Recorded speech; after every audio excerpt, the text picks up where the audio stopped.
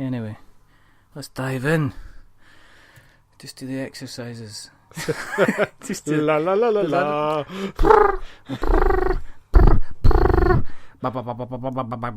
I am not a wizard. I am not a wizard. I am not a wizard. I am not a wizard. That'll do.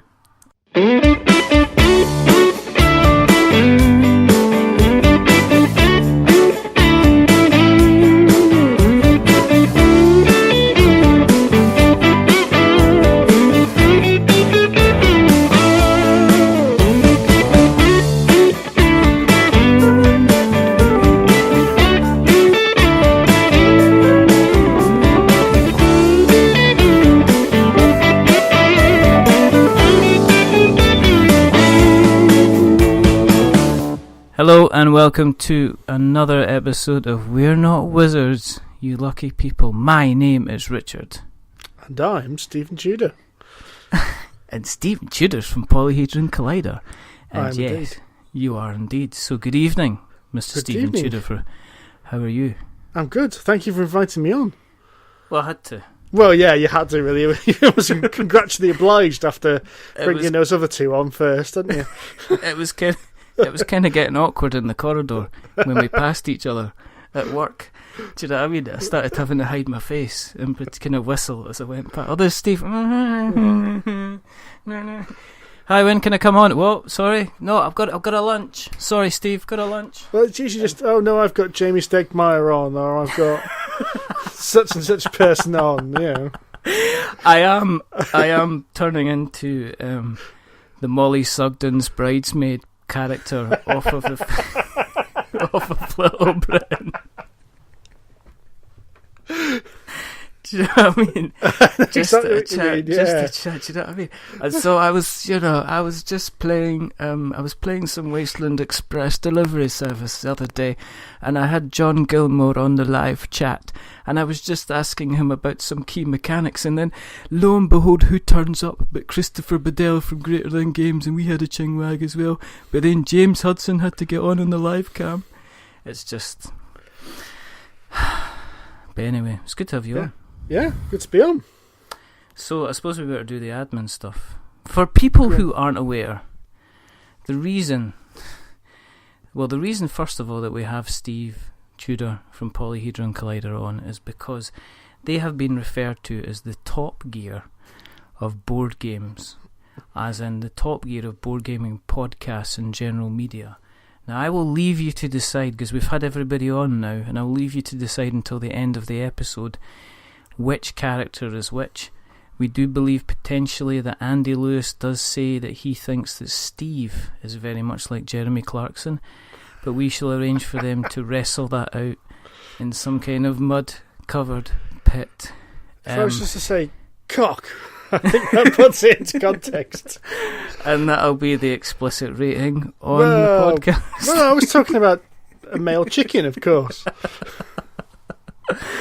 I was trying to think of a cool analogy, but the only thing I could come up with was I'd like to think that I am the Matt LeBlanc to your original Top Gear, but then I've obviously actually just Chris Evans.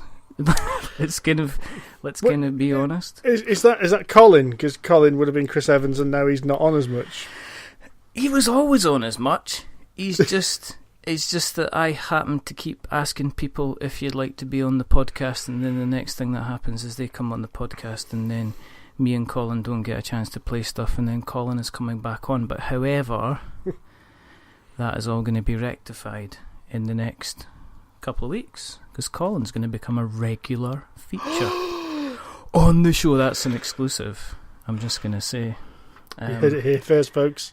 There you go, it's an exclusive. Colin is coming back every single month, guaranteed, at least a show. We're going to ditch the existing format, not because it doesn't work, but just because it means we don't get enough time to chat. And it means that he will be coming back on a regular basis. So there you go. You've heard it here first, on our live, on our... This could be our 100th show, it's not. We're getting dreadfully close, it's terrible. The reason that we do this, and people are just going to go, I've no idea why I'm even tuning into this, because this is just a ramshackled ramshackled attempt at a podcast this evening. But the reason that we do this is we wholeheartedly believe that apart from a couple of other podcasts out there that shall remain nameless, I've heard there's something called Gaming Rules that exists quite recently, which I need to check out. I've heard. I don't know if that's good or not. Don't know. Not listened to that. No idea who that is at all. No, and apart from that and Polyhedron Collider, there are quite simply not enough podcasts out there about board games. No, definitely not. Needs to be more. Needs to be a lot more. There needs to be at least Actually, enough. no. I don't want any more. I don't want the competition. It's hard enough as it is. And the other reason that we do this is because it's been a while since you had two old white guys, giving their opinion about cardboard. I mean, I can't think of it's any a niche. Place. It's a very narrow and deep niche that we fill here. It's like a Fantasy Flight trench. What? When you try cardboard and mostly useless. When you try to stick Descent back in the box and you're like, I meant to fit 3 of these in here? It's not going to happen. This is just, it's just gone all over the place. We potentially have questions.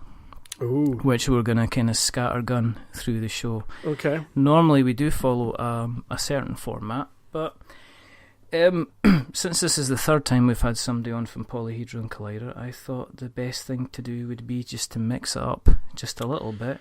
Oh, keep me on my toes. And put Steve on his toes a little bit. So we do have some questions, but that means that I have to scroll to the right bit in Twitter to find them.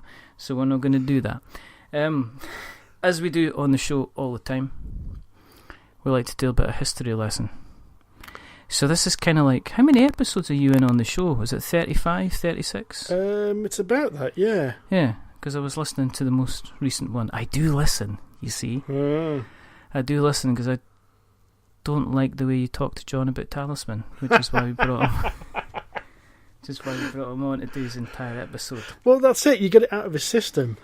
So he doesn't need to talk about Talisman on our show for at least another 3 episodes. I think he lasted half an episode, though. I think he actually did bring it up.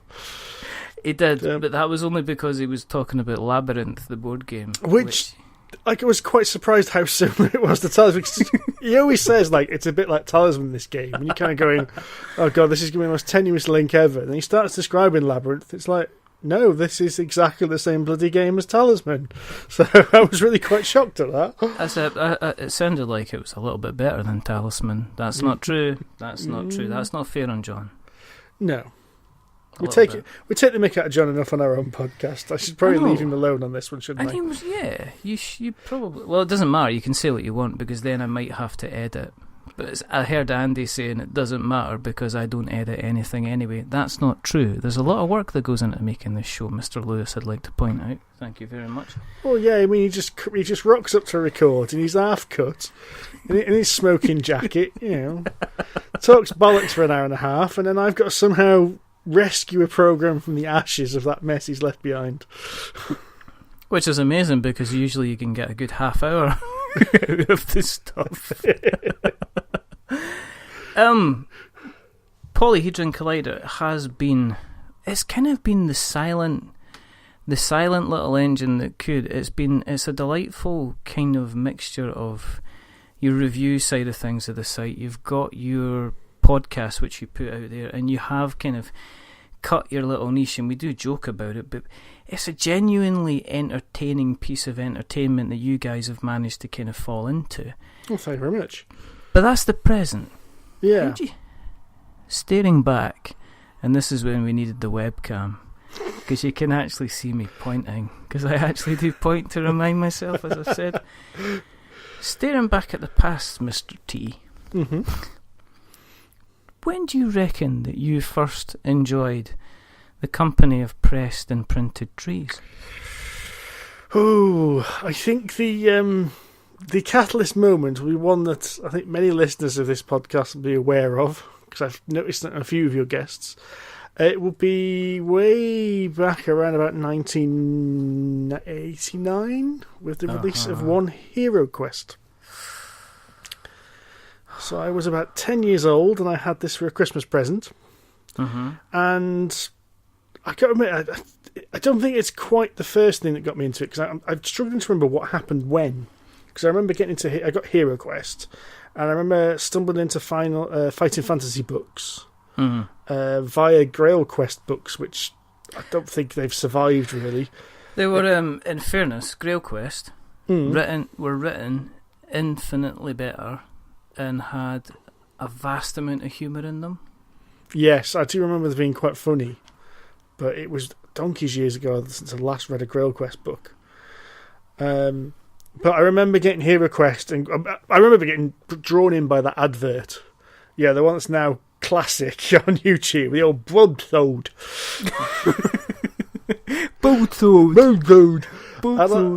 I distinctly remember that advert, because you don't get board games these days having adverts that you don't plush. Get no, I mean, how much money went into that? They had sets, they had costumes, they even got a dwarf and dressed him up as a goblin at some point in it. I mean, just that mask alone must have cost them quite a bit of money. Did they have Wolf from Gladiator in it? Because I thought every single kind of muscle man that went about was always a wolf from Gladiator. I don't know. I can't remember that. Maybe it was. Maybe it was. I remember. Do you know? Just as a quick backpedal, I remember the Space Crusade advert, and they actually dressed the guys up to look like proper space marines. And I remember looking at that. I don't remember that one. I'm going to have to look that up on YouTube as soon as we finish this, because I haven't seen that. You have to look at... Oh, do you know what they could do? You could do it. Look up right now. We could do like a reaction, because they do reaction things on YouTube. Do you know what I mean? Oh, yeah. Do you know what I mean? And here's Kilo Dave. Kilo Dave's about to open up a packet of crisps. Oh, they're new crisps. He's never tried pickled onion before. Let's see what happens when he eats pickled onion. That kind of nonsense. But we will leave it. We'll save it for later on. But yeah, Hero Quest. So I was around about the same time. Yeah. Yeah. And I don't know if you remember, but on the back of that little instruction manual was a little thing that showed you all the miniatures painted, by professional painters. Yes. And this little thing, like, if you'd like to know more information about painting, please send a stamped addressed envelope to this address. And I did that and got the Citadel Miniatures Painting Guide. Oh my goodness. Which had all these other miniatures in. There was more wizards, there was aliens, there was these blokes with guns in armour. It's like, what the hell is all this? And I can't remember what order other things happened, but I remember getting Space Crusade, I remember getting this painting guide, the Space Crusade painting guide, a couple of issues of White Dwarf, because they had Hero Quest and Space Crusade issues. Yeah, they did. Which are the only two I've actually kept of all my White Dwarf magazines. I've binned a lot of them about 5 years ago, but I've kept those two ones. And from there it just led on. It just that introduced me to Games Workshop. And were you a Warhammer boy then? I was a Space Marine boy. Oh. So most people call it Epic. Yeah. But I remember the iteration that came out about 91, 92 was called Space Marine, and that was the first game we got into, me and my friends, and that was the one we played the most. I remember everyone else getting Warhammer Fantasy, but I never really got into that because I couldn't afford an army. So how many characters did you have then? I can't remember what we had now. I know I had an Elder army for Space Marine, and I can't remember what we could manage to plug together. But I remember we'd play a little bit fast and loose with the rules sometimes. So yeah, like my friend bought Titan Legions a little bit later, and so we mixed and matched the kind of Imperial and Elder stuff to fight against the Orcs and that kind of thing. And what we used to use, because we didn't have a gaming table, my mate had Battle Masters, if you remember that. I have Battle Masters. You still have Battle Masters? I've got it upstairs. we played that quite a lot, and then we realised that if we put a couple of books onto the Battle Masters mat, you could make 3D hills. And then plonk the epic Space Marine buildings on as well, and all of a sudden you've got this 3D terrain. It's fantastic. So you were about 20 years earlier than what they do in Kickstarter nowadays, which is print and make your own scenery. Yeah, basically. You were just bodging it together with whatever we could find. Young Mr. Tudor was already in there. You could do one of those copyright claims that they seem to do, these bogus companies that kind of turn up and start guessing. You know what I mean? You're using the breathe-in mechanic on your lungs. We've got a patent on that, so we're suing everybody. That kind of nonsense. So you moved on. Did you do what most people do, which is you reached a point in your life where you had the trouser legs of time? Yeah. And you could either go down the left trouser leg and take yourself up with your miniatures and your plastic and keep on playing, or you could go down the right trouser leg and follow other interests, which kind of drifted you away from the kind of the plastic and cardboard world. No, it was more just circumstance really that led me down the right trouser leg. Because the other game that kind of I got roughly at the same time, and this was just randomly out of the K's catalogue, I remember seeing it, was the old I got Dungeons and Dragons the year after I got HeroQuest. We need to explain the K's catalogue. We probably do. There's probably people too young, There's probably people that don't remember, or Americans who won't know this thing is. Yeah. When you were younger, you used to get like a book full of stuff. This was like before they had the internet, and what they used to do is they used to put the internet in a book, and they used to put lots of pictures in it. They even had a pictures for shoes, and they also had the ladies section. The ladies section, which sometimes you'd look at. I think many a young boy became a man based on that K's catalogue.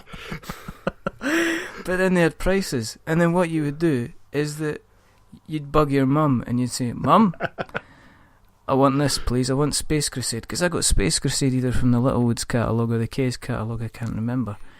And it'd be a picture, and it'd have the price next to it, and then it would say it can be yours for, and it was only $24.99, which I remember was really expensive at the time.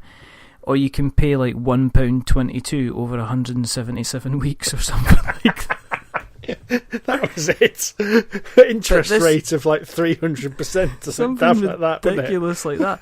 But you had the K's catalogue, and that was your entire world. And what you would do is, when you was sitting there waiting for Space Crusade to arrive, all you had was that one picture, because you couldn't go anywhere else and look at stuff. There wasn't any previews, there wasn't any reviews, there wasn't any videos. You just had the K's catalogue, and that was it. So it was the internet in a book. Well, that's exactly what happened with Dungeons and Dragons, actually, because it was in this K's catalogue next to HeroQuest. So I assumed at the time it was a board game based on the old cartoon. Oh yeah. I had no idea this whole RPG thing existed.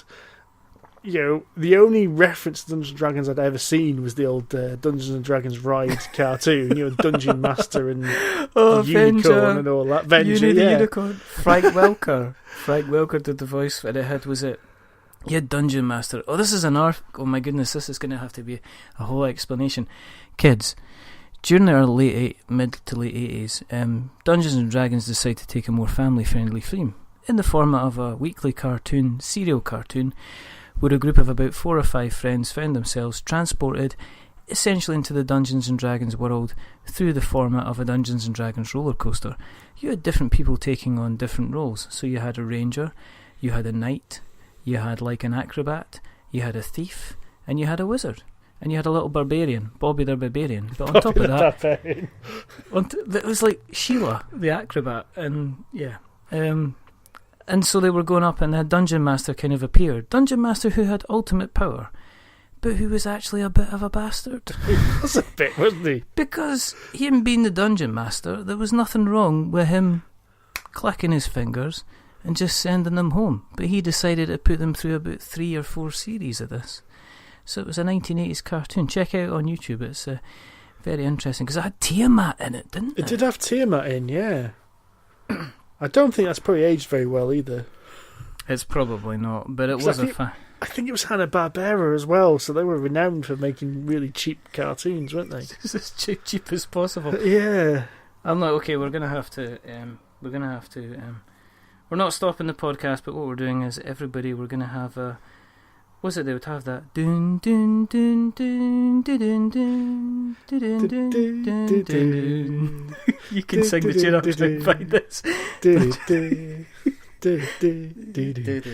Giving everyone a chance to go look at the Dungeons and Dragons cartoon and for the Space Crusade advert. Yeah, you could do things at the same time, and then when you come back after these choice messages, and then we could cut to like pretending we were doing a Space Crusade. Yeah, there you go. Because it had a ranger, it had Bobby the Barbarian, it had the wizard, it had Sheila, and then it had Eric was the knight, and then it had somebody else I can't remember, but they were like brother and sister, and you always thought that the ranger and the thief girl were going to get it on, but it didn't happen because it was a kid show. Yeah, I don't think they ever got home either, did they? I think. Didn't they read something? They never actually finished making it. There was supposed to be another series, and it got cancelled, so they never actually got home. Yeah, I think they kind of got to almost the end, and I think they kind of got to. Oh my goodness, yeah, season 3, episode 6. I can't remember if this is how we go. The Cave of the Fairy Dragons. This is amazing. Everybody's like sitting there going, "Yeah, I could have gone and watched this on YouTube. Thanks, guys." No, it doesn't matter. We can always come back to it. Other good 80s cartoons. Do you remember Mask, Steve? I do remember Mask. I used to love Mask. Mask. Do you remember Centurions?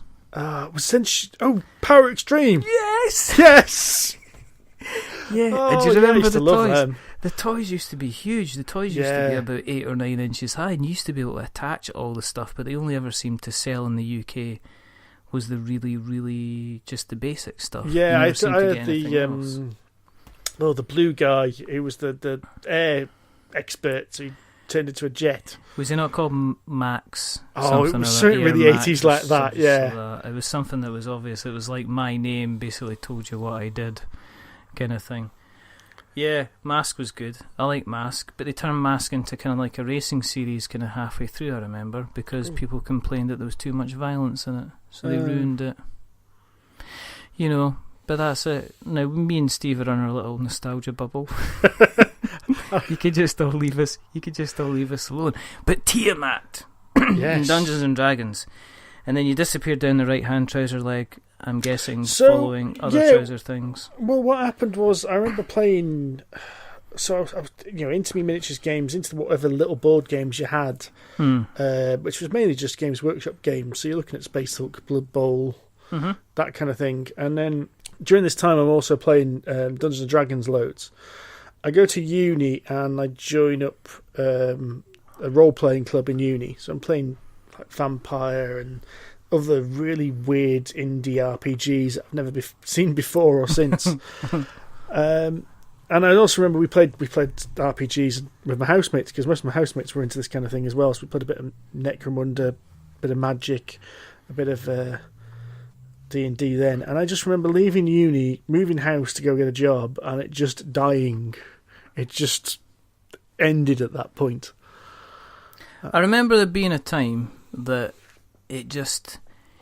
apart from maybe the selected places like Forbidden Planet and things like that at that time, there wasn't really even kind of like comic book shops or no, you never really saw anything, did you? No, and of course you didn't have the internet, and the Case catalogue sadly had kind of left us by that time. In that wilderness period, wasn't it? Before the end of Case is gone, the internet hasn't picked up.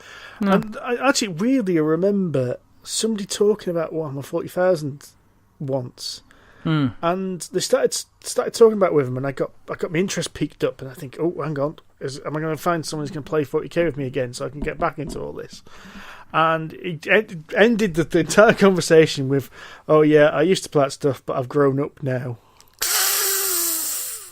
And I just remember like my heart dropping at that point. It's like, all right, okay, that's it.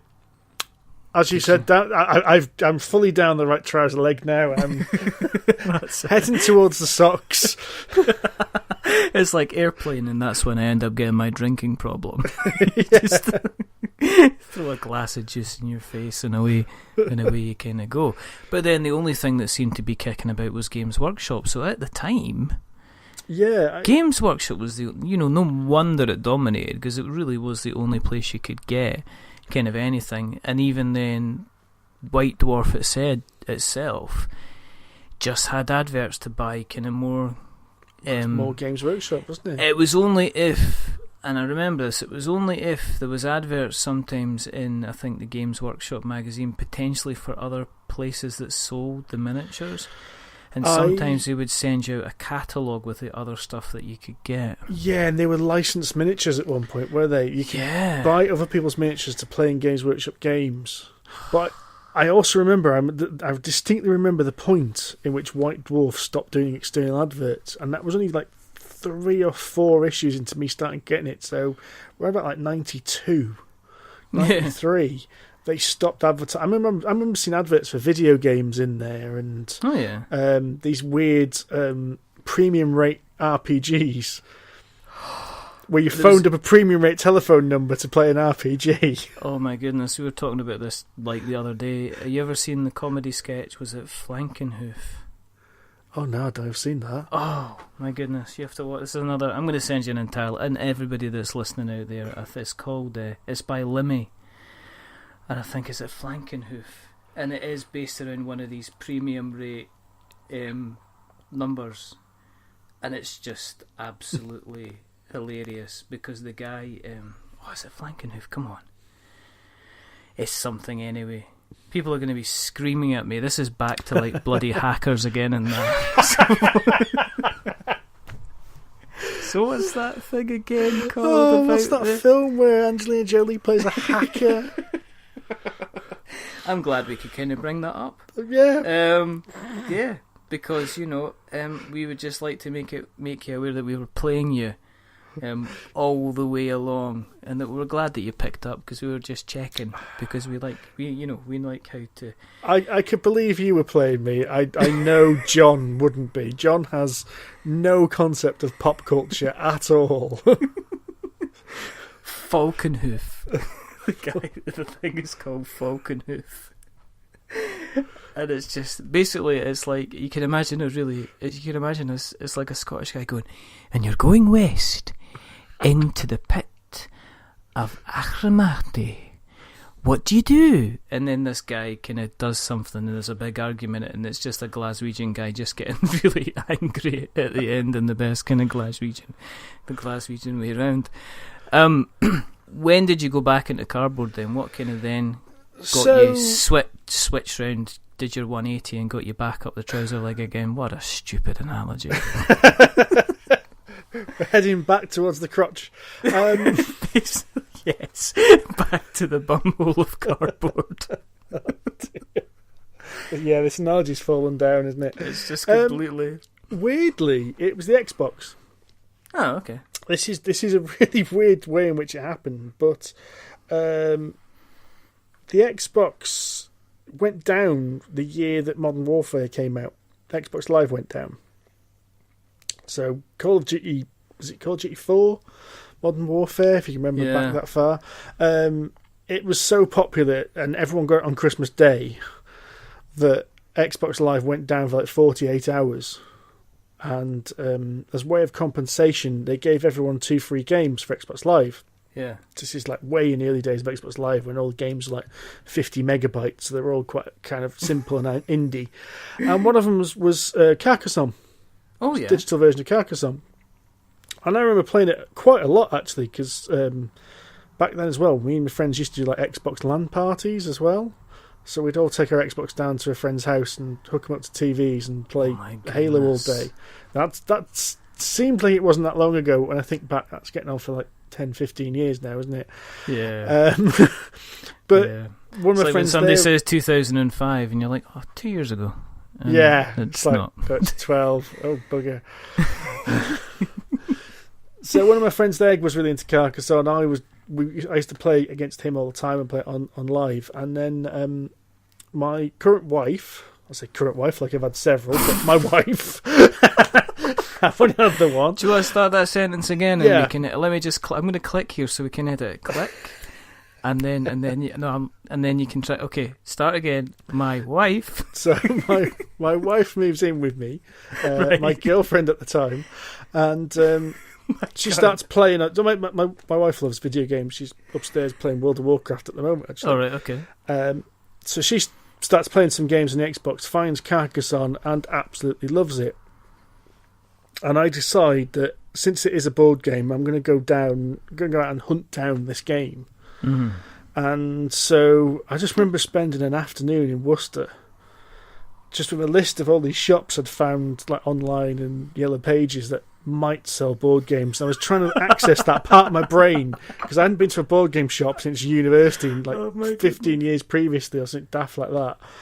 Trying to access was this like fly fishing with J.R. Hartley? Yeah, it was exactly like that. It's like I'm going to we model shops. We've got to explain this. So, We've guys, got to explain all our references. okay. Kids, during the late 80s, early 90s, there was an advert for the Yellow Pages. We have to explain the Yellow Pages as well. We could be here all day. Yellow Pages is like the address book of the internet in a big yellow book, because you couldn't find where things were unless you had a Yellow Pages. It had a list of all plumbers and nowadays you just go, okay Google, find me a plumber. Well, in that day you didn't. You had the Yellow Pages, and they used to do a series of kind of generally inventive They used to adverts. do adverts for them, didn't they? Which was really weird because I don't know. I lived in the arse end of nowhere. I lived up in North Wales. We only had the Yellow Pages. So there was no competition. It's not like as if I'm going to get that information from anywhere else. I know. And there's the adverts for it. But anyway, there was a series of popular adverts regarding a gentleman who was looking for a book called Book About Fly Fishing by J.R. Hartley. And the premise of the art... Exactly. Do you have Fly Fishing by J.R. Hartley? Hartley. It is rather old. And he went round all these shops. And every time... And then there was obviously parts in the advert you had people... Obviously, this was one of their first acting. Yeah. It was a montage of rejection as this guy went from shop to shop. And you always remember there was the one guy in the bookshop who just, obviously he really grabbed onto the role, and you could really see he was like just turning around and going, no! Shaking his head at the same time. Get out my shop, you git. And then obviously at the end, he phones up the Yellow Pages and he goes, oh, you do? Oh, you have? Yes. Oh, my name? Yes. It's J.R. Hartley. And that advert went on for years.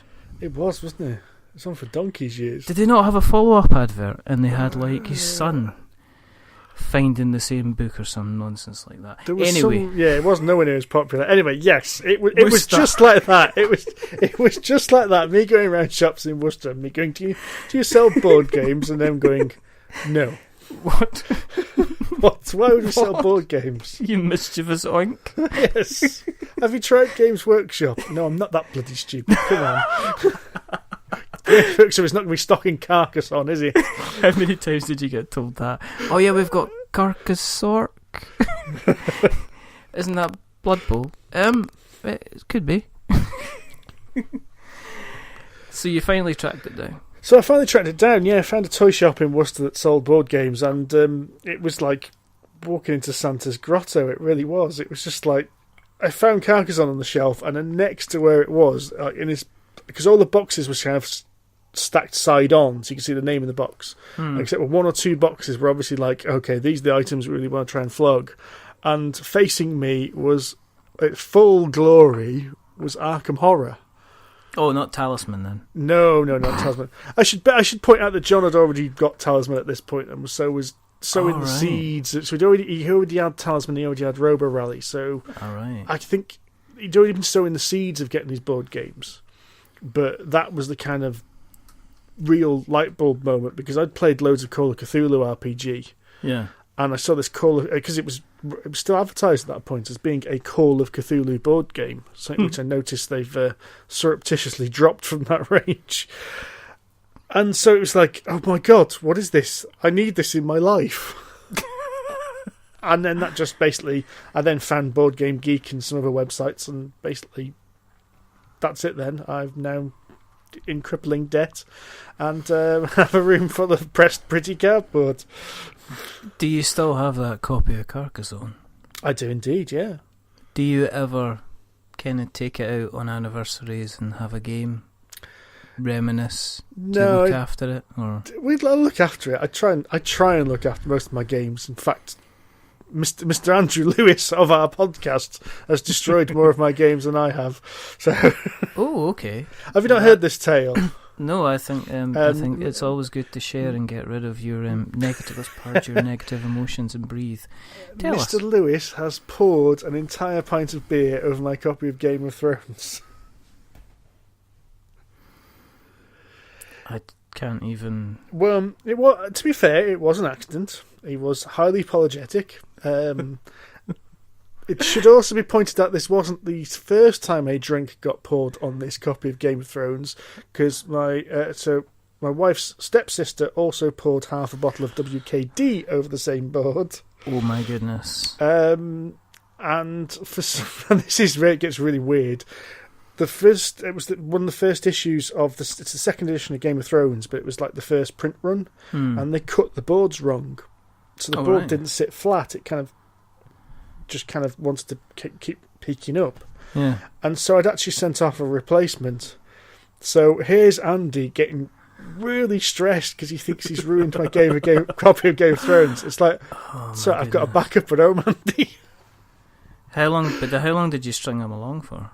Are you still stringing him along? Oh no, I'm a terrible liar. I'm a really, really bad liar. I cannot do it. So I can try to string him along, but I've got this smug grin on my face as I'm doing it. So it just didn't work. It's why I'm rubbish at bluffing games. I'm absolutely terrible at them. What's the one I can't stand because I'm so bad at it? Coup. Have you played Coup? Yes. I get ousted in Coup in seconds. You know, I'm going to use this ability to get 2 gold. You haven't got that card, Steve. Oh, shit. Of course, in Scotland, a coup is something completely different. You played coup? Okay, what are you saying? Where did you come from? I'm not a proper fifer. Anyway. But you mentioned John. And you've mentioned Andy. So how long have you been hanging around with those two extremely talented and good-looking other members of the podcast? Blimey, that's a good question because John has been friends with my wife since they were both 18 because they both did a year in industry together. Now this is the weird thing. Me, John, Andy, and my wife actually all worked for the same company at one point. That's how we all know each other. We're like a big group of friends all working for this massive military defence research company. Was it like some kind of 1980s kind of sitcom precursor to Friends? We'd all just turn up and smile at each other. No, it wasn't like that. Nothing like that at all. Industry. No, the first time I properly met Andy Lewis, actually, I was in a pub with somebody else. Andy turns up, and everyone else I'm with just immediately starts taking the piss out of him. It's like, no. Okay, this is the guy we take the mick out of then, is it? Oh, no, poor Andy. He gives it as much as he takes it, it's fine. Is that why he grew his beard? It could be. Ironically, it's the evening when we started calling him Captain Haddock.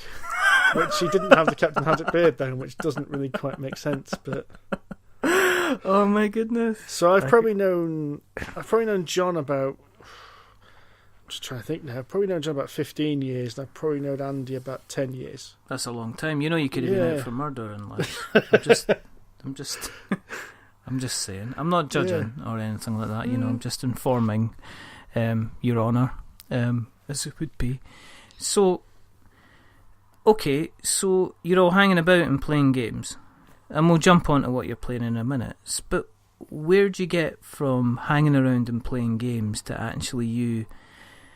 I take it was I take it Polyhedron Collider was your brainchild then. I take it it was you that kind of made the steps and went, actually. Yeah, so I started it off as the blog, as the written website, and that really came about a bit weird actually because at the time. I'd actually left the company I was working with these chaps, and I was getting really into board games. I was struggling to find stuff. Now, what I didn't realise is this is at the point when kind of the Dice Tower and all the video reviews was kind of picking up. But I used to look at stuff about board games during my lunch break, and my company blocked YouTube and all video websites. So I'm looking for all this stuff about board games, and at the same time, I've always been big into video games as well. Yeah. So I was looking at video game stuff like Eurogamer and Rock Paper Shotgun, that kind of thing. And I was getting really frustrated there was nothing like this for board games. And just what I didn't realise is, because I couldn't see YouTube, is the entire industry had gone, well, written media is not the way to go, we need to go over to video. Yeah. And I said it to somebody that there doesn't seem to be this, any really good written review websites. There were a couple hanging around, but nothing really good. Yeah, but I was hearing, as a quick aside, I was hearing a podcast today, Laps Gamer Radio, and they had a guest, John Denton, who used to write for video games. And he said there was a funny period where there was, all of a sudden, it kind of from nowhere, everybody that was print, a lot of these websites kind of appearing, like your Eurogamers and your IGNs and everything like that from nowhere. So maybe the guys at this... I thought about this as I was kind of on my way to work, and I thought, well, maybe the reason we didn't see as many written stuff was because there wasn't much point at the time, because traditionally you would have gone ahead and started like a tabletop gaming magazine, and there simply wasn't the readership for that. And at the same time, you got the start of the kind of the real start of the kind of the YouTube people kind of really starting to turn up. And then I guess board gaming wasn't... I couldn't have seen a board gaming website as being a big, huge thing. No, I wouldn't have thought. No, I don't think it would have been successful, really. Onto this kind of scale that, IGNs and your Eurogamers and that kind of thing. And I never thought it would, to be fair. But somebody said to me something along the lines of, well, why don't you try doing it? And I went, don't be daft. Don't be daft. And then somebody else said, a completely other random conversation I was having, where somebody said, it was that whole thing about you never learn if you don't try. Oh yeah. So the wheels had started turning in my head about this like kind of written board game website, and somebody kept on saying, I think there was talking about the guy who wrote Dilbert. Is it Scott Adams? I think so. Yeah, he'd said something along these lines that he'd learnt more. He'd done something before Dilbert and had failed miserably, and he'd learnt more from the failure than from the success, kind of thing. So I thought, well, let's do it completely low risk. Let's just go get Blogger to host it, so it's free hosting. Let's, I'm not going to exactly pay someone to do all kind of WordPress themes or anything like that for me. So why don't I just go for it? And I think the thing was as well, I got so back into board games that I kind of felt like I was going to explode of all this kind of excitement. It was like being a little kid. And all the things I really enjoyed about board games and miniature games and RPGs and that when I was like a teenager was still bubbling in my head again. It was like, I need to release this somehow, so I think I'm going to start writing about it. We're back to the trouser legs again. So yeah, that's it. I just started the website. But where did the name come from, though? Well, that was... I remember brainstorming, and I had a notepad, and there must have been about 30 names on that notepad. And it had things like... Most of them were puns, like of Dice and Men, or... Dice to see you. Yeah, or board. The board came up a few times as being bored, and I just kept thinking, you can't say, board of games or something like that, or... And there's a few of them I just thought, and right in the middle of them was just Polyhedron Collider, and I don't know why. I don't know how I came up with it. I just brainstormed it out one day and then thought, that shone on the page. That was brilliant. The thing is, the couple that you've mentioned, I'm pretty sure there's podcasts on iTunes. I think every single one I wrote down now exists as a podcast or a blog somewhere. It's like walking down Hairdresser Street. The kind of the board game names, kind of, you know what I mean? Cut above the rest, Scissors. If you're in Scotland, there'll be Scissors 2. Well, you get it for chippies as well, don't you? Like Adam's Place and Cod's Kitchen. And as the it's just like, Codfather. it's just I was looking at it's all it's the weird ones, then you just get kind of like strange side ones, and then you go, oh, I know what you mean by that kind of thing. And then you just get ones called like is there one that's just called the Board Game Podcast? They're probably, I don't know there if must there is. be There one probably is. somewhere. It's probably one of the first ones that kind of disappeared into the ether. It could and be like never one of the later ones that no one ever thought, hang on, why don't we just call it the Board Game Podcast? That's far too straightforward. It's like there's what's this Dave Turner show, the computer game show, and I was like, how the hell did he come up with? How the hell did he get that name? But it's probably because nobody else has actually called themselves the computer game show. So hats off to Dave Turner. He's a fan of the show. I'm sure he listens. I'm sure he doesn't listen at all. But so you're writing away. Mm-hmm. You're releasing all this pent up cardboard aggression. Yeah, excitement. Let's call it excitement. Cardboard pent up excitement. And you're making stuff. And then when did you kind of give John the nod, and when did you eventually give in to Andy keeping bugging you if you could get involved? Well, I'd wanted to do a podcast for a long time, actually. Yeah. Because podcasts are still the main way I get most of my board game information. Mm-hmm. I used to work in a job where I used to do 3D CAD, mechanical engineering design.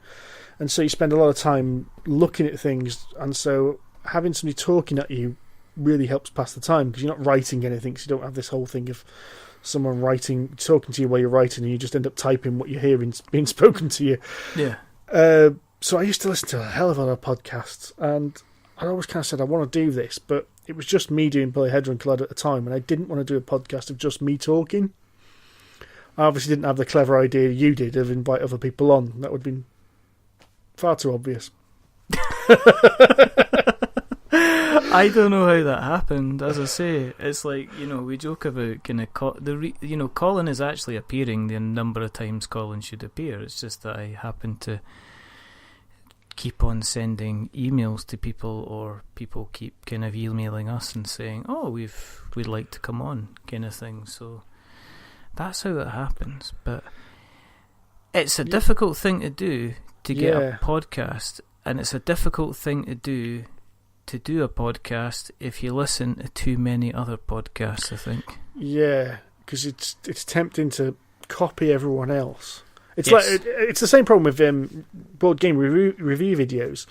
If you look at most board game reviews, they're a carbon copy of Tom Vassel's board game review style. Stand in front of a bunch of board games, give an intro, give a description of how the game plays, stand back in front of your wall board games and say whether you liked it or not.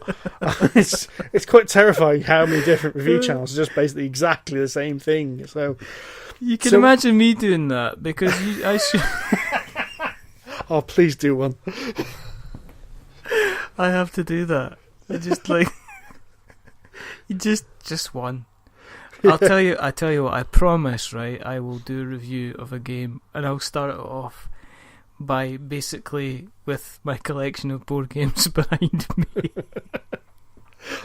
Is it on some rickety shelf, or just stacked in any way they can, so at any moment they're all going to fall on top of you? No, they're all under the bed, so people... Oh, please do it lying down. Lying on the floor, going, "Hey guys, Today we're going to review Cry Havoc," and it's just me getting neck strain and falling over and try holding the instruction booklet up the wrong way and just generally making an absolute bum of it.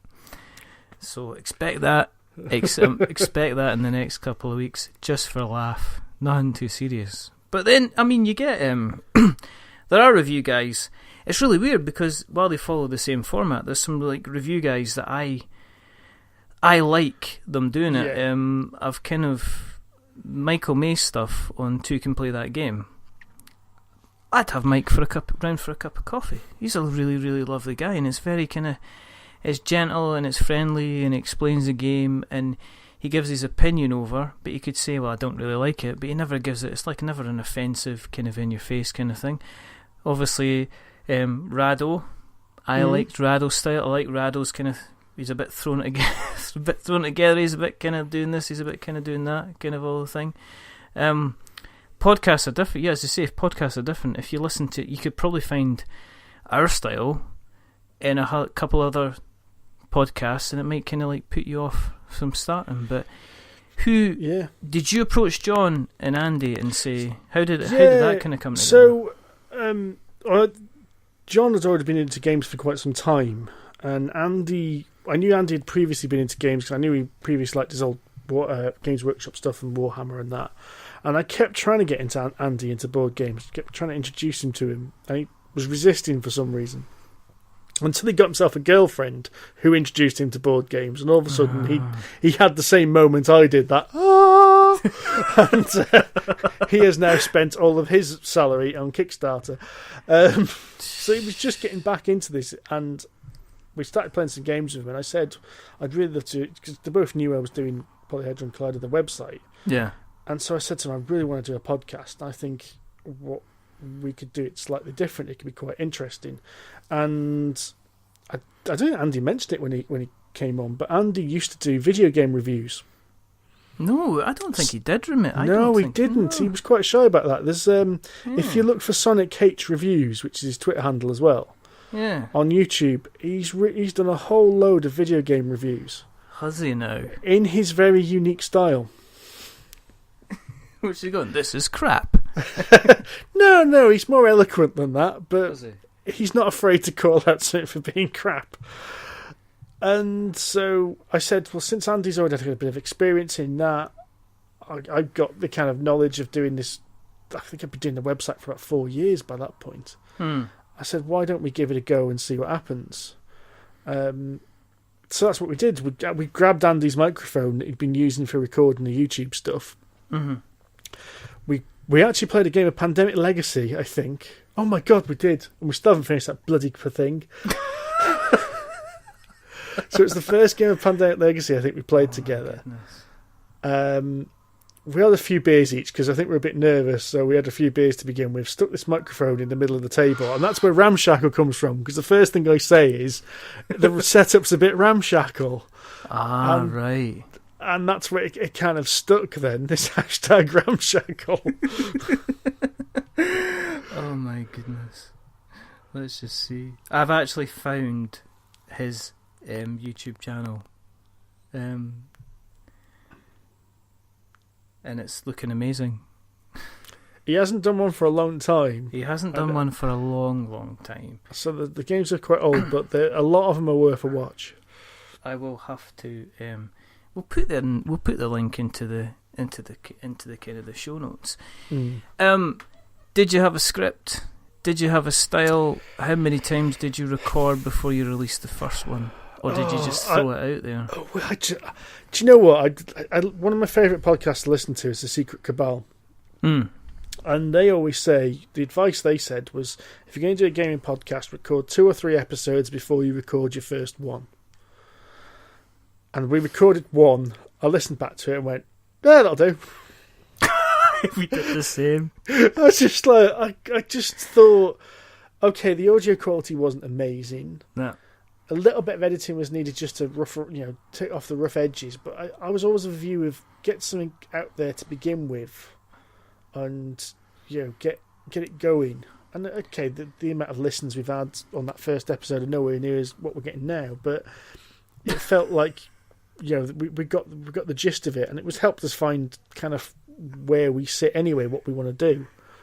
See, ours, we did the same. We just kind of recorded it. Had no idea how Audacity worked. Had no idea how to normalise sound. Had no idea how to remove background noise. Had no idea how to use a microphone properly. So our first episode is it's content-wise, I'm quite proud of it. Yeah. But quality-wise, it's absolutely abysmal that I've gone back and tried to fix it on several occasions, but can't fix it. So that's the kind of thing. So we just.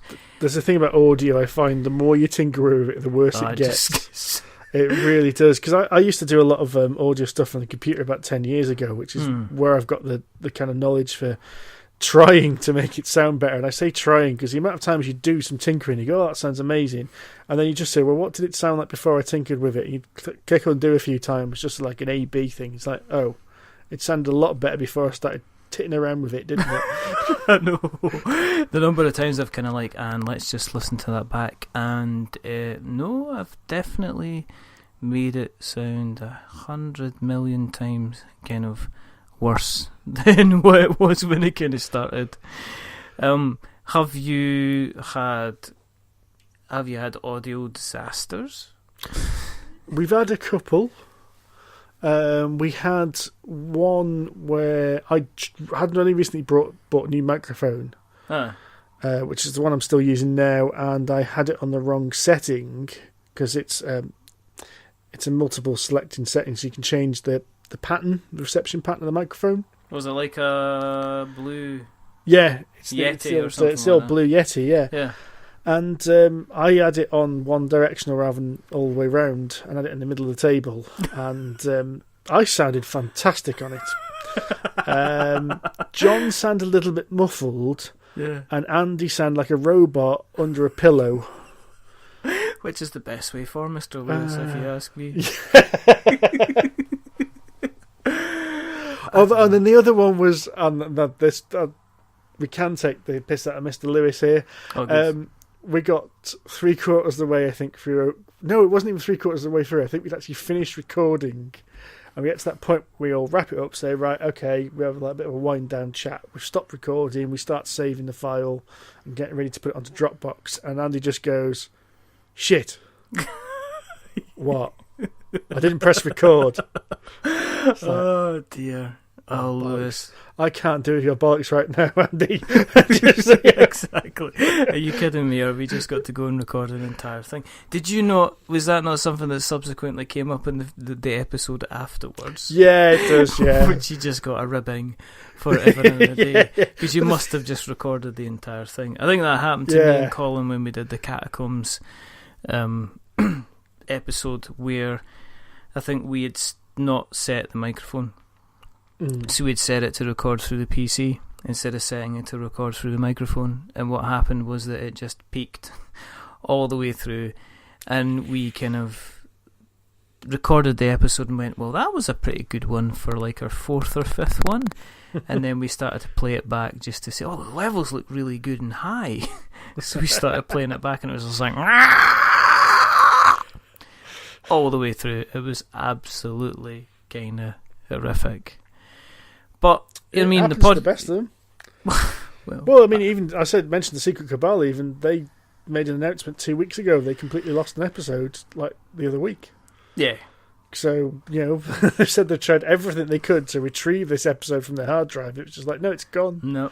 So and their episodes are like 4 hours long. So I lost some of the audio on my side from the episode we did with Henry from Grubbling Games. And I had to re-record me talking on some of it. Yeah, I've done that one. Where it's almost like you're kind of like, you're doing a dream and you've got an extreme sense of deja vu, and it's like I've got to listen to the bit before and the bit after, and then I've got to try and time me talking and laugh at the same times, and remember when I laughed and remember when I said something that I shouldn't have said, and then bring it back in again. It's an incredible amount of fun, especially if you've got between about 4 to 6 hours of free time and you don't have anything else planned that day. It's a fantastic way to waste some kind of time.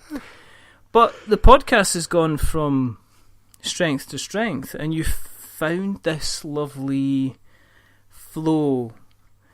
Maybe take a step back. I mean, for people that haven't listened to the show, and you're daft if you haven't, because it's better than this by a long shot. Just this episode. But no, for people that haven't listened to Polyhedron Collider before, how would you describe it? I mean, you've mentioned words like ramshackled and stuff like that. But I think actually one of my friends described it better. So this is a friend who doesn't play board games but listens to our podcast, and he said it's just like 3 blokes having a chat down the pub. about board games. And I think he listened to he's been listening to day one, this friend who said this, and it was like episode 3 or 4. No, actually, it was after the second episode he told us this. And I kind of went, yeah, that's what we want. Just a chat. I didn't want it to be too structured. I didn't want it to be like, here's the intro music for the review section, or here's our featured review of the week. I just wanted it to flow. Yeah. Like a conversation. It's with a little bit of structure in, so we'll talk about some odd, just a very vague bullet point outline we do. But I didn't want it to be forced.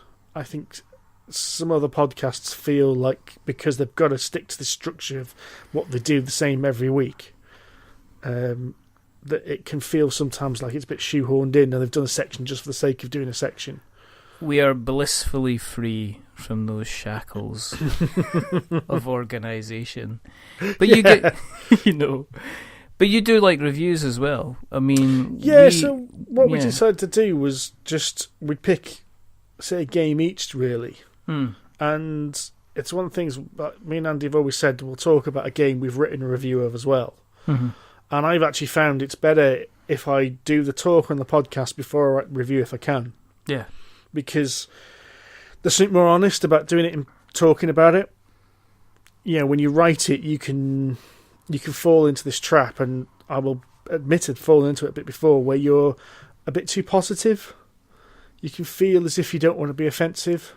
Yeah, no. And it's quite easy to fall into, but when you're having a conversation, you write something down, you said, oh yeah, it's quite good. Well, quite good can be taken, oh, it's quite good.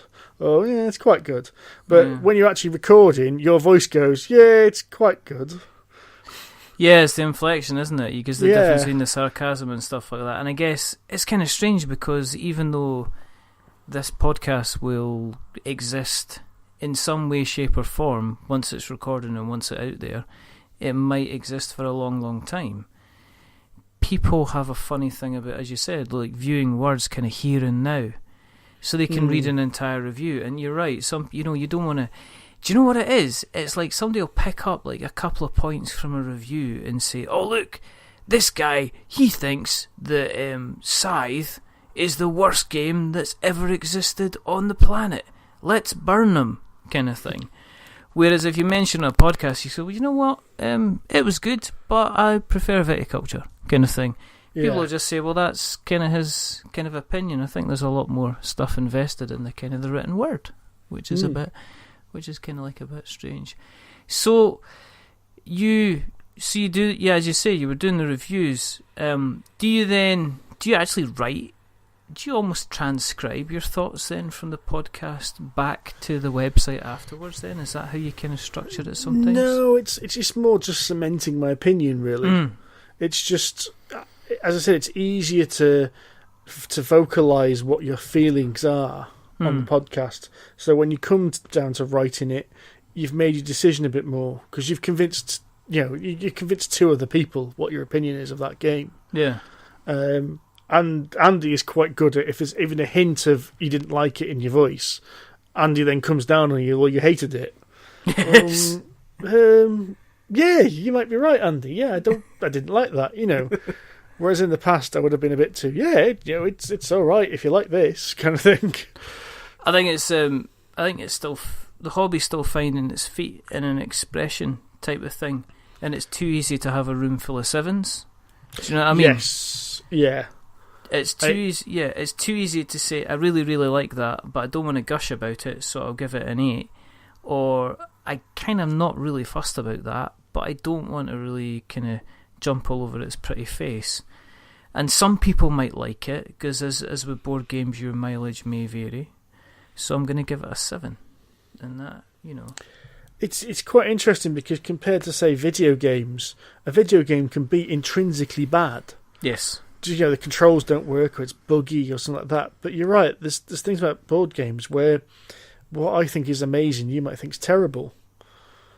I posted a review up today of Mansions of Madness, and I loved Mansions of Madness. I highlighted some faults with it, but generally on the whole as a positive. And the first comment back was, my opinion is completely opposite to yours. I think it's the worst game ever made. Yeah, I posted up, and I've said this quite recently, I posted up a simple one-line comment on the board game Spotlight group, which was to say I thought that Terraforming Mars didn't live up to the hype. I saw that, blimey. I thought you'd questioned people's ancestry by the way that you replied to that. I'm quite willing to enter into some kind of discussion about anybody and their opinions, but I'm going to defend the right for people to say that their opinions are their opinions. I believe that there's a formation of opinions that can be gained through experience. So if somebody says to me, "Oh, Terraforming Mars looks crap, I'm not going to play it," then I'm going to say, well, that's a bit off. You should maybe experience it. Or if they say, well, I played Terraforming Mars for 5 minutes and I don't like it, okay, that's fair enough. Maybe you should play it more. But it was interesting to see people telling me I was wrong. Yes, which is always an interesting thing. It was quite mirroring that exactly. Actually, Andy posted a review of Betrayal at a House on the Hill. Yes, and because he's a brave man, is our lad Andy, he decided to post it on one of the, I think it was the board game group, which is like the biggest one, and the amount of replies that just quite simply said "you are wrong" or just "wrong," or a GIF that said that. No discussion. Well, I think you might be wrong. It was just quite literally stating "you are wrong." It's like, or there was another one which is here's your attention that you're seeking, and it's like I'm not. I got that one. It's like, yeah, you must know me quite well. But then the admin came in and says, well, listen, he's just expressing kind of like an opinion, a point for discussion. And you had to explain to this person that actually making a point like that and then counteracting it with the reasons that I thought it was either it appealed to me or it didn't appeal to me was entering into an actual discussion. At the end of it, my opinion didn't really change. The best one what I did...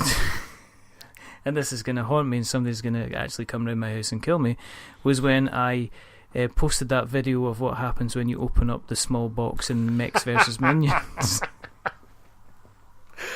I can't believe people took offence to that. Some people really do need to get a sense of humour, don't they? I think what they need to do is they need to get their case catalogue out and go and find the sense of humour replacement. For those who didn't see it, I don't think I can post it. No, you'll spoil the surprise if you... Yeah, it was just, I said, I finally opened the box in Mechs vs. Minions, and I posted a little video of what was in it, and people were like, "You've ruined it!" I was like... And there was a guy that insisted he got to the point where he took a photograph of an interview with the creator saying, well, we hope people don't spoil the game for it, but just in case. And I had to categorically even put a message and say, I didn't spoil the game, it is a joke.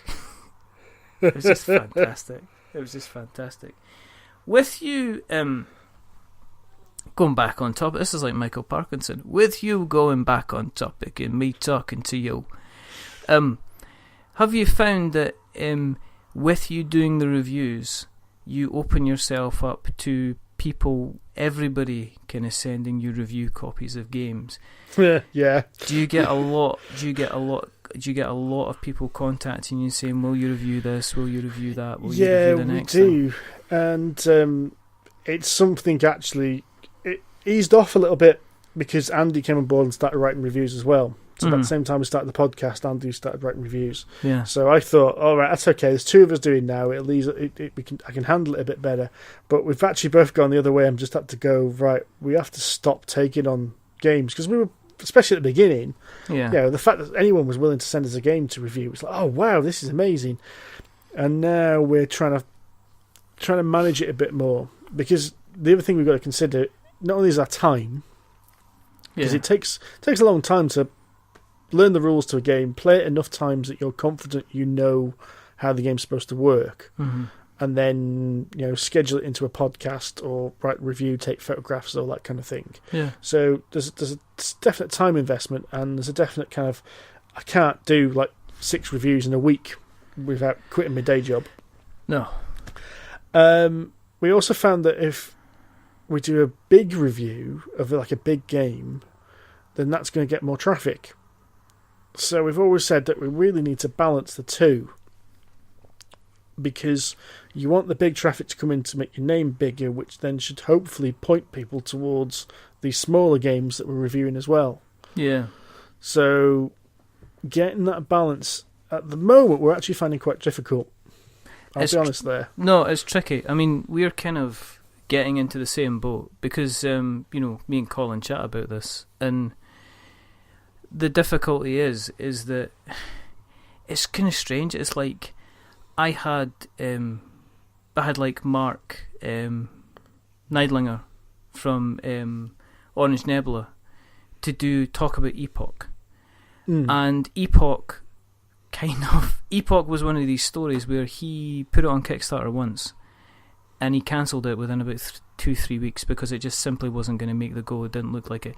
He rejigged everything, came back 3 weeks later, and then I spoke to him the first or the second day of the campaign, and he'd put up $25,000 as a target, and then he funded. It went on to do 10 times that. It went on to do something like $285,000. So it was one of these success stories. Yeah. But then on the other side of it, I know I joke about this. It's like named, Molly Sugden's Bridesmaids and everything like that. But I find it a lot easier. It's easier now for me to approach somebody like, say, Dave Carl from Steamforged and say, would you like to come on the show? Because I can say, well, listen, we have had this guy, this guy, this guy, this guy. And it's also easy for me to go back to John Gilmore and say, hey, John, it's been a year since you've been on. Would you like to come back on? And he says, yes, because it's, it's good fun. And he knows kind of me and I know kind of him. But at the same time, you end up in a situation where I'm potentially putting off the smaller guys which maybe need that little kind of chat, or do you know what I mean? Yeah. No, exactly what you mean. And I made a decision a while ago that because the other thing is I think my name got put onto a mailing list. So there's a lot of companies that have been contacting me. I think I know where it came from. But I generally started to go like, people would ask me to do a review, and they'd obviously done no bloody research whatsoever. Yeah. And you'd say, oh, that looks kind of interesting, that game. Yeah, I'll take a review on. You give them the address, and they go, oh, you're based in England. It's like, well, yeah. Did you not spot the proliferous use of the letter U within my spelling? We haven't got enough money to send it to the UK. Well, why did you bloody contact me in the first place? And I did make a decision at some point that if I was running out of time and a UK company and a US Kickstarter, both wants to review at the same time, it'd be, well, I'm in the UK. Yeah. I need to support UK companies. So I would always say to the American ones, look, you've got thousands of bloody reviewers on your doorstep. Yeah. You don't need me. And so I always kind of went for the UK and the European ones as well, because I found got a lot of contacts from companies in Poland and Spain because they wanted an English language review. They could get one in Spanish or get one in Polish, but they wanted that English language review. And so I kind of said with that as well, well, you're closer to home than the Americans are, and again, you obviously haven't got as much chance. So yeah, come on board. Let's see what you've got, kind of thing. But I'm being more selective at the moment. I'm going on like a first. If I don't like the look of a game to begin with at the moment, some of them are just like, no, I'm sorry, I can't. It's. Have there any games that you've turned down for review that have gone on to be the kind of the next big darling of the board game world? Nothing really major. I think I've been quite lucky that I've not turned anything major down. I did do one game which I didn't actually write a review for because I did a print and play, and it turned into this big darling of the entire board game industry. And I played this print and play version and went, "This game's rubbish. What on earth is everyone on about?" And it's kind of in hindsight, I wish I had written a review. Yeah, but at the time, I just kind of thought, well, no, it's going to seem a bit weird that. Especially as they didn't end up sending me a copy, so I printed it all out myself. And I think I said, yeah, in hindsight, it's a wonderful thing. But that was about the only one. But that was weird. How the reviewers it was the darling of the reviewers' world. I think the game came out and it's just disappeared. Oh god, what was it called? Oh, it was a British-made one again, and it was a bit like Top Trumps. All right, okay. Oh God, I can't for the life of me remember what it was called now, and it was advertised as this big thing that you didn't need a table to play it on. You could just play it in your hand because you only ever looked at the top card of your deck. All right, okay. So it wasn't Heroes and Tricks. No, it wasn't that. All right, okay. Well, that's okay. We can just we can put it to one. We can put it to one side. And somebody's going to know what it is, and I absolutely hated it, and I couldn't work out why everyone else was gushing over this game. There are people currently screaming at the podcast in their cars. We're going to get tweeted about this. Yes. And all we're going to do is we're going to get atted, and it's going to be, it's hackers! You bloody idiot! It'll be John. That'll be my comeuppance, wouldn't it? That'll be like, karma come back this to is kick the me in the karma. backside. This is going to be, no, it's called It's Only a Ride. Come on. You talked about it on 15 of your 35 episodes. Come on. Steve, what are you doing? Is there anything you're looking for? I mean, is there anything you're playing just now that you've kind of went, ooh, this is quite nice and tasty? I've got to admit, I flit through board games quite a bit because of the reviewing and because I often find sometimes I'm spending far too much time playing games I need to review than I am playing games I want to play. So it almost feels like a special occasion at the moment playing a game I want to play, which is it's a bit weird in that respect. I'm playing quite a lot of Dungeons and Dragons at the moment, which is quite nice. What are you playing as? I'm the DM. So I would say of my lifetime playing Dungeons and Dragons, about 99% of that time has been spent DMing. Really? I've played other role-playing games. I've played as characters, but D&D for some reason I'm always the DM. I was playing last night. I was playing the Mines of Philandia or whatever. Okay. And we stormed the castle. Yep. We went into the room, and there was an owl bear. And I rolled a 19 on animal husbandry. And I'm now trotting about. I'm an orc, yeah.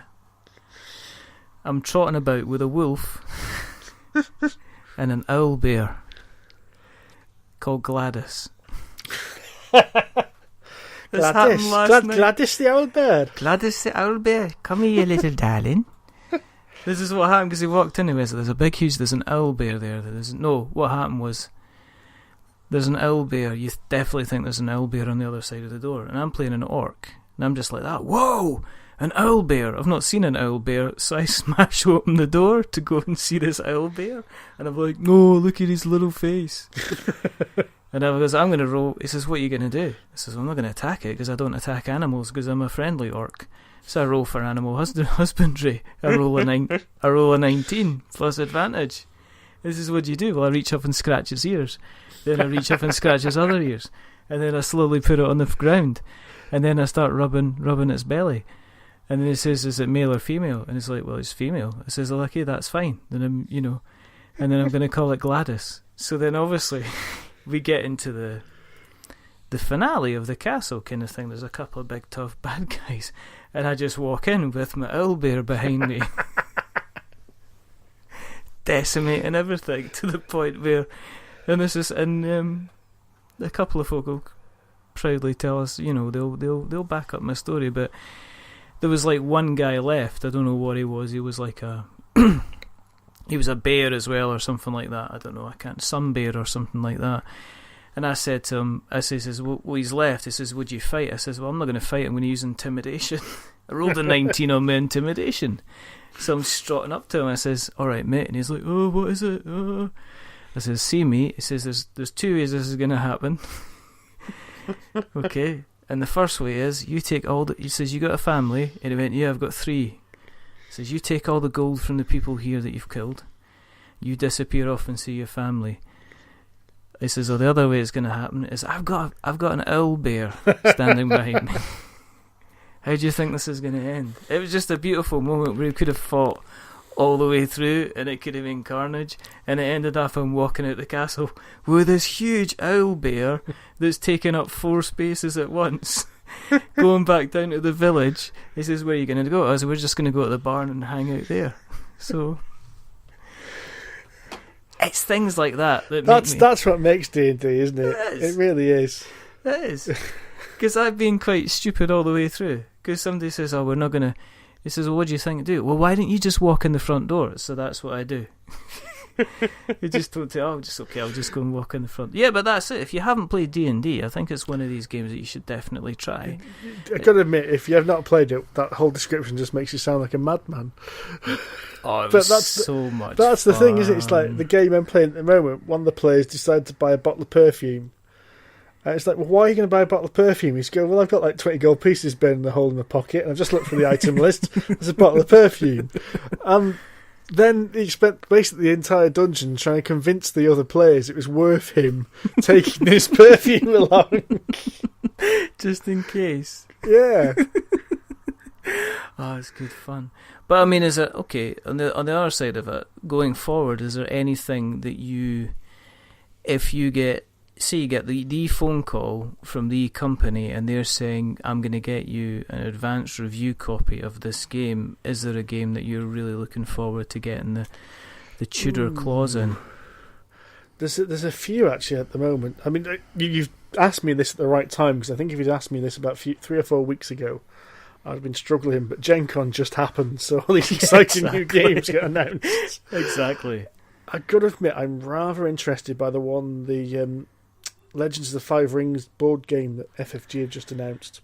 Yeah. That's really got my interest because although it looks at first glance like it's a complete carbon copy of Rising Sun, which is quite terrifying how similar it looks. If you compare the two images, the stock images of the two like prototype boards, it looks like exactly the same game, just one's got miniatures and one hasn't.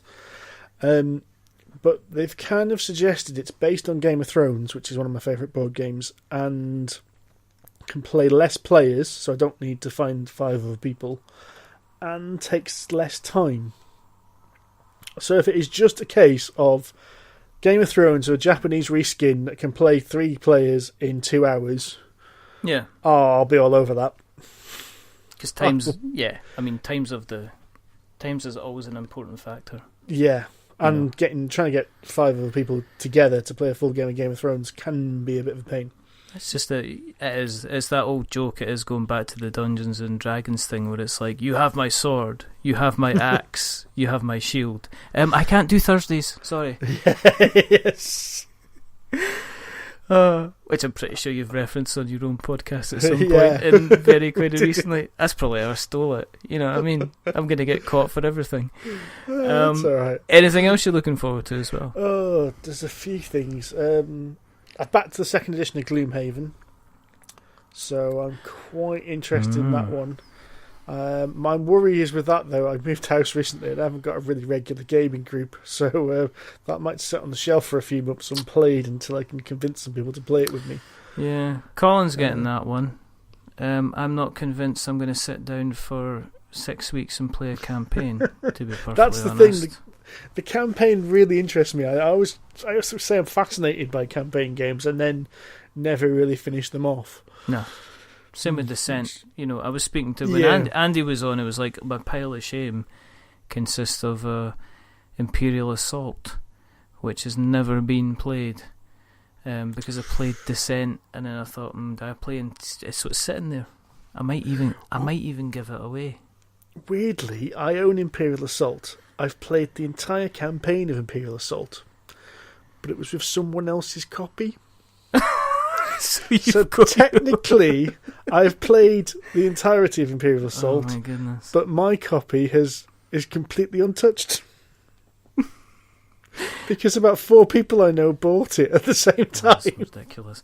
I think I got it. Do you know what? It's the old thing. It was like, I think it was my. Do you know what it was? This is how bad it is. It was my 40th, and my mum gave me some money for my birthday. 40th, and got money. Okay.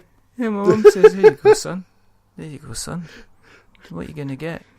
"I'm gonna buy a Star Wars game, mummy. I'm gonna buy a Star Wars game, mummy, and I'm not gonna play it. Not for a long time." So, but there's, do you know what the scary thing is that there seems to be a new exciting Kickstarter kind of coming out every week. So I'm looking at James Hudson, is doing his next thing, which is Guardian's Call. Now, Grim Forest looked amazing. And I'm interested to see what he does next with his next project, which is going to be coming out at the beginning of October. Charterstone. I think October's going to be... Yeah, Charterstone, yes.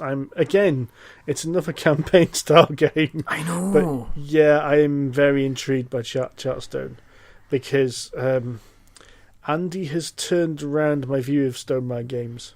Really? I wasn't a big fan of them at first because I'm not a fan of Euphoria. I'd like to play it. I'd really, really like to play it. I think I need to play it again because my taste in games has changed. I would say that the kind of big, heavy Euro I wasn't interested in 3 years ago. Yeah. And my eyes are starting to open to that, and I'm actually starting to get a little less interested in the dice rolling Ameritrash. But not too much. Yeah, just a smidge. Saying that, I've currently got a copy of the microphone. What game is the mic on?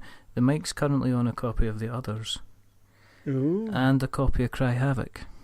Ooh. Yup.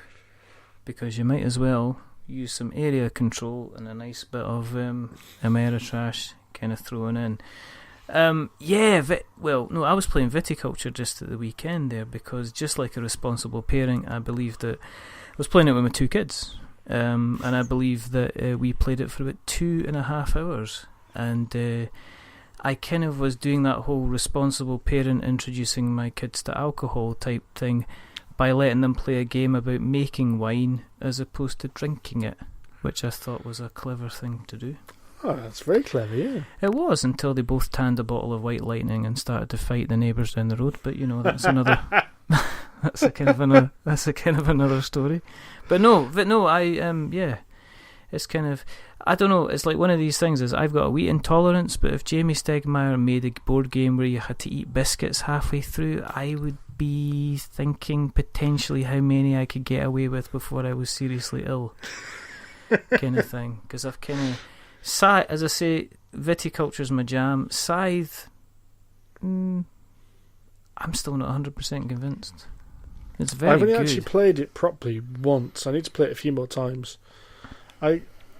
It's like I like all the moving parts. Yes. I'm just not entirely sure they all make a big, nice machine at the end of it. It's like Rogue One. I like what they've done with all the separate bits to make it all shiny and new, and all the separate little bits kind of work really, really well. But when you kind of put it together, I kind of felt a little bit underwhelmed at the very, very end. Okay. With a scoring mechanism.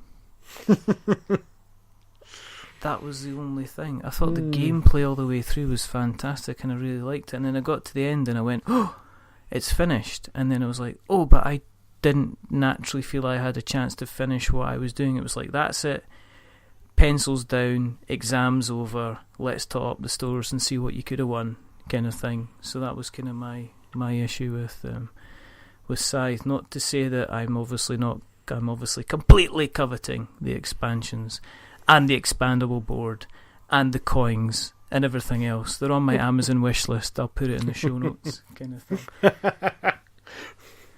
But anything else you're kind of looking forward to yourself? I'm just trying to think what else is coming out. I mean, I'm intrigued by... I've always been a massive Fantasy Flight Games fan, and they've just announced like 20 odd games. Legion. Fascinated by it. Yeah. Star Wars Legion. Yeah, I'm back and forth on that one. Oh, I really am. I'm not sure because yeah. Plus side, Star Wars miniatures game. It's awesome. Yeah. Negative side, I already own about 4 miniatures games I don't play now. Am I going to play Star Wars Legion? Exactly. It's like owning an extra bum. If it was slightly perter, but I'm not sure I'm going to wear it. Yeah. Because it means I need to get bigger trousers. That's a rubbish analogy. Oh dear. Question time. We have questions. I forgot about them, so we better kind of ask questions. Questions have come flooding in. I've got Here we go. Let me see. Questions. Do. Put the film music, will you, please, Steve? Thanks.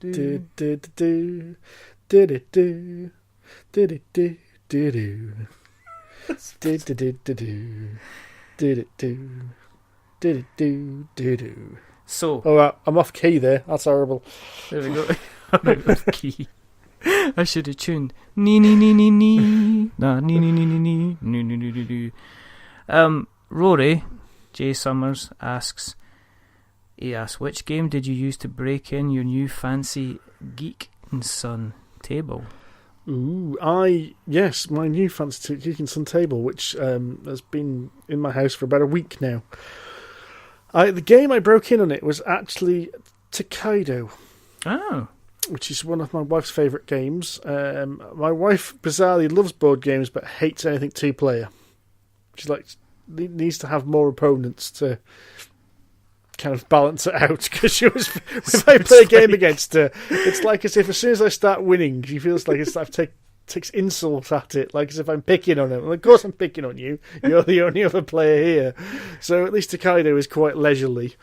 Sounds like an excellent kind of person to be married to. She doesn't like the two-player game. No. Rory asks another question. When Pixar makes a board game story, which board game will you audition to provide the voice for? Oh my god. That's one of those tricky ones, isn't it? That's a really tricky one.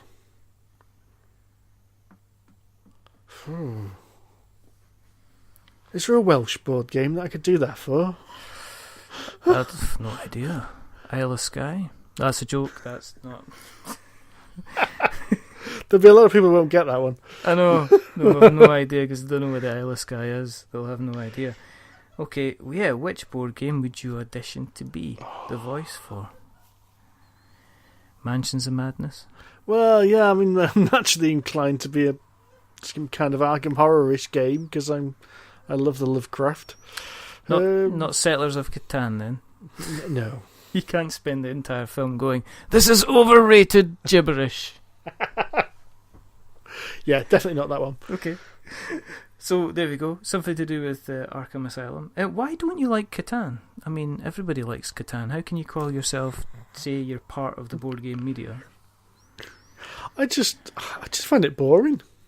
Well, there you go. That's well, I mean, there's a few things I don't like about it. I don't like the scoring mechanism. Because you've got like half the points are hidden and half them aren't. So there's this thing where because you can buy the development cards, so you don't know. All of a sudden, somebody just goes, "I've won." It's like, oh right, okay. That's it. I had no idea you had half the points you had in your hand. I think the trading aspect of it, which is kind of core to the game, it has never worked in any single time I've played it, and I just find it a little bit boring. It's not something intrinsically wrong with the mechanics. It's kind of its age, and I understand kind of where it's come from and largely what it's done for the board game industry in total. Yeah, but it's like Monopoly, basically. Yeah, do you know what I mean? Yeah, it never did anything for me, and everyone kind of pokes me for the rant because my main complaint against Catan is not so much the game itself, is because it brought like board games and more importantly German style board games to America. A lot of people like hold it in this high regard that it's the game that brought these, introduced these games to the world. And interesting, you were saying like when you post a review and somebody tells you you're wrong. Yeah. When you wrote down, it's just I remember somebody telling me the reason I like board games is because of Catan on an internet forum on Facebook or something like that, and I kind of went. Hero Quest, Space Crusade, Space Hulk, Blood Bowl, Battlefleet. Not Catan. Not Catan. Not Catan. John Cage writes, when he says, when I said we're going to be joined by the best looking member of Polyhedron Collider, John said, "Oh, I'm coming back on the show." No, you're not. Which was a shame. He did ask when we are getting together for a massive game of Talisman. Are you brave enough? I don't know. Can you handle it? I might bring along Labyrinth instead. I've heard that's good. One last question. I don't know if we nicked this off you as well, so this could be embarrassing. It's a zombie apocalypse. Okay? Yeah. You are skirting about for survival. You're running up and down the streets while the mass of the undead are clawing at the very essence of your life. You run into a side alley where you break into a building that turns out to be a massive board game emporium. Inside the building, you have got every single board game ever made with any single expansions that you have. In the middle of the floor, there is a trolley that is highly manoeuvrable. Standing in the corner is John Cage and Andy Lewis.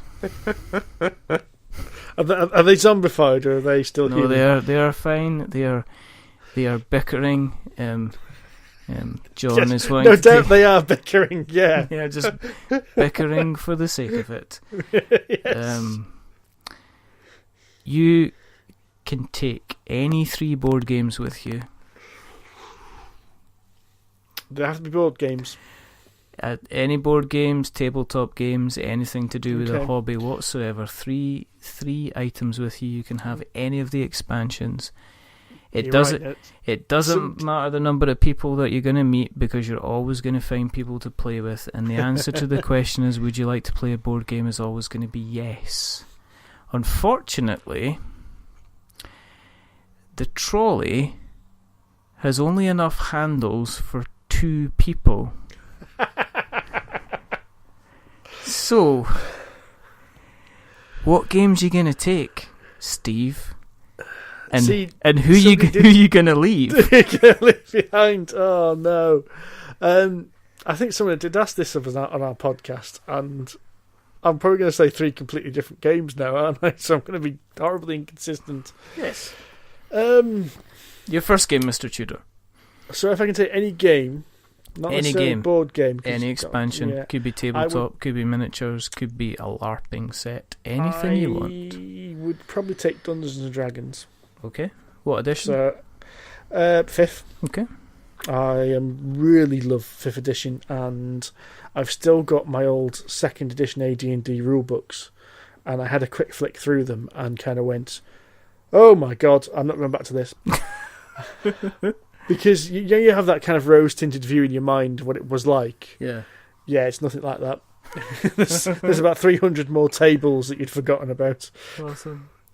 So yeah, I would probably take D&D, because I think even with just the 3 core rule books, you could have hours and hours and hours and hours of gameplay with that, because really the only limits your imagination at that point. Okay.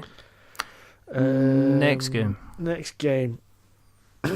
There's some slight banging outside. The zombies have been alerted to your presence at the front door. So, I will probably take Arkham Horror with all the expansions. Okay. Arkham Horror still remains one of my favourite games, even though I know it's fiddly and clunky as hell. Okay. I absolutely love it. I will allow people to diss it, but I know that I love it. Let's take the 3rd one. And now the 3rd one. That's a difficult one. There's a shattering of the glass in one of the panes in the corner of the door. Do you know what? Hear a distinct moaning sound. I'd be even though I've never played it, I'd be tempted to take Twilight Imperium. Which edition? Because we're assuming that the zombie apocalypse takes place in the near future. So, well, let's say it's the very near future, and so I can't get hold of the 4th edition. 3rd edition is then. Yeah. So yeah, 4th edition. Only because I would finally have enough chance to play it. You'd have enough time on your hands to actually play the damn thing and learn the rules. So again, you've got the trolley. The trolley can only be pushed by 2 people at speed. Do you know what? I'm far too nice a person. I'm probably the kind of person that go, no, you guys go, I'll stay here and hold them back. I am. Oh my goodness. I probably would. I couldn't do that. I couldn't actually do that. I mean... Really? Yeah. You wouldn't consider just putting John Cage on the trolley, having him carry the games, and you and Andy wheel yourself down the street then? Well, as we said, if we John's quite short anyway, so yeah, you're right. We could probably put in the little child seat in the trolley, it'd be fine. You'd fit in the Twilight Imperium box. Yeah. Well, I would fit in the Twilight Imperium box, let's face it. I think everybody would. In fact, we could all just hide in the Twilight Imperium box some and wait for wheels. the whole thing to blow over. Stick some wheels on the Twilight Imperium box, basically, and then you'd be home free. That's fine. We shall do that, and you shall take those games, and that shall be fantastic. This has been a lot of fun. This has been long. Oh my goodness, this has been exceptionally Sorry, you're into good fun. The ramshackle ramblings territory of Polyhedron Collider here. It's not a problem at all. It's been a lot of fun. If people have listened tonight, and they'll probably know where you guys exist already, but for those few people who aren't aware of where you exist on the interweb nets, where can we find you, Mr. Steven Tudor of Polyhedron Collider? Well, the first place to visit is polyhedroncollider.com. Okay. And from there you will find links to all other corners of the internet. So we're on podcasts on iTunes. We also post them on all the other kind of podcast feeds that I can think of. So we're on Stitcher and things like that. All the podcasts also get put onto YouTube, so you can get them on there. We're on Facebook, Polyhedron Collider. I'm on Twitter at PolyhedronC, and I consider myself reasonably active on Twitter, so anyone who says anything I generally tend to reply. There's a Google Plus account somewhere, which I think I've stopped posting to. Did you ever start posting to? I did, because I was convinced it would help search engine rankings, because it's Google. I'm not quite sure if that worked. No. There's probably, I think there's a Tumblr, there's an Instagram. There's a Flipboard. I actually quite like the Flipboard. I think more people should use Flipboard, but I don't think they do, actually. I'll need to check out. I'm not even sure what that is. And if you want to keep an eye on what we're doing, then just do what he does. We do the same as what they do, which is we're on Stitcher and Acast and Spreaker and YouTube and Mixcloud on occasion when I can be bothered to actually upload an episode to that, but you have to upload them separately because it doesn't accept an RSS feed for some reason. You can find us on Facebook, you can find us on Twitter, you can find us on YouTube if you search for We're Not Wizards Tabletop. Everywhere else, if you just search for We're Not Wizards, you will find us, and we also live abouts on the Apple Podcast. Now, if you like what you have listened to tonight, then please drop a subscription, because that really, really helps the show. Big thanks to Blake Leafday and Wookie No Pants for leaving us some rather wonderful iTunes reviews. Very, very much appreciated, and to everybody else who's done that. What they have done, and what you should consider doing, is they have decided not to give us a 10 because it makes us big-headed, but they have also decided not to give us a 1 because it would make us cry. Both those lovely people have decided to give us a 5 because that's in the middle. It's a bit average, and we are a bit average. And if you've got time, jump onto Polyhedron Collider on Apple Podcasts, give them a listen, give them a subscription, and if you like what you've heard from them, give them a 5 as well. Give them a 1. Give them a 5 as well. 1. Definitely a 5. Give them a 6. Because they would love that. Because they're definitely not average. But yes, I would actually say, for everyone out there, if you like what you hear, like what you see with anyone, and it's not just us, anyone who writes reviews or podcasts, give them a like, give them a subscribe, but most importantly, say you like them. Yes.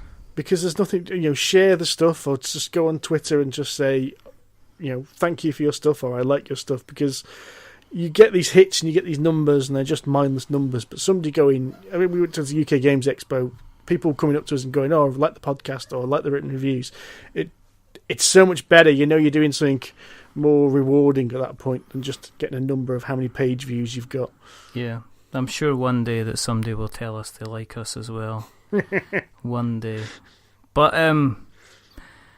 listen, thank you very, very much for coming on. It's been an absolute pleasure to chat. You know, this is an excellent way to end up the kind of the holy trinity of Top Gear podcast, board game related nonsense that is Polyhedron Collider. There is only 2 more things to do, and the first thing, as always, is to remember that we are many things, but we're not wizards. Are we wizards, Mr. Tudor? No, we're not wizards. Definitely not. Definitely not. And the second thing is to say goodbye. So it's a goodbye from the wonderful, the fantastic, the multi-talented media content producer that is Mr. Steven Tudor. Say goodbye. Goodbye. And it's a goodbye from me. Remember, stay safe, roll 6s, and yeah, you know, check out all the content creators out there. We take time to make stuff for you to listen, for you to read, and for you to watch. And remember the little guys out there. But until the next time, thanks for all your support. Big hugs. Show number 100 is coming up very, very soon. And I still have no idea what we're going to be doing on it. But until the next time, goodbye. Say bye, Steve. Bye. Bye.